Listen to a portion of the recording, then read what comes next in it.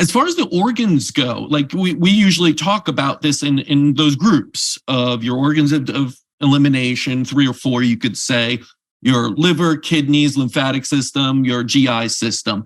Is there ever an instance that you want to really focus on one or the other? Let's say if you're not even working with a doctor who could say only take these.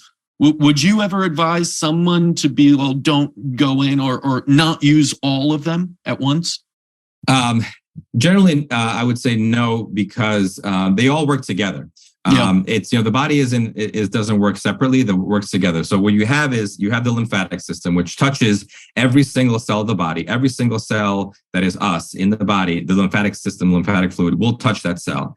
And as the cell detoxifies and excretes, the lymphatic system is kind of like a vacuum system for the body. It suctions up all the toxicity and puts it through lymphatic circulation, which then gets dumped into main blood circulation and then gets dumped into liver for processing. The liver processes it into either water soluble or fat soluble garbage to be excreted. The water soluble garbage goes into the kidneys. The fat soluble goes into bile, gets excreted out through the gut.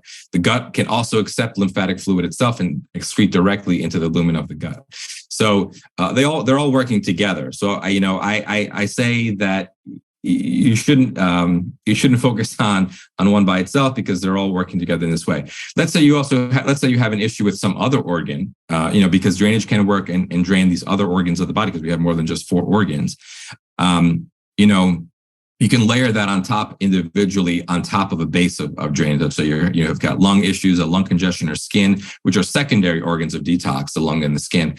And let's say you have manifestations like rashes or eczema or psoriasis or some kind of skin manifestation that you want to work on. You want to work on drainage first.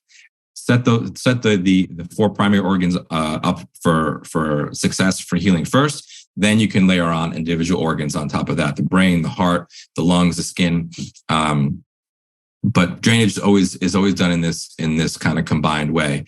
Obviously, that when you're working individual cases, there may be, we're doing bioresonance or any kind of individual testing, you may find some nuance there. But generally, as a general rule, I would say you always want to consider them as a team, because they do work in this kind of team-like fashion to get toxicity out of the body. The liver is never working by itself. It needs input from these other organs.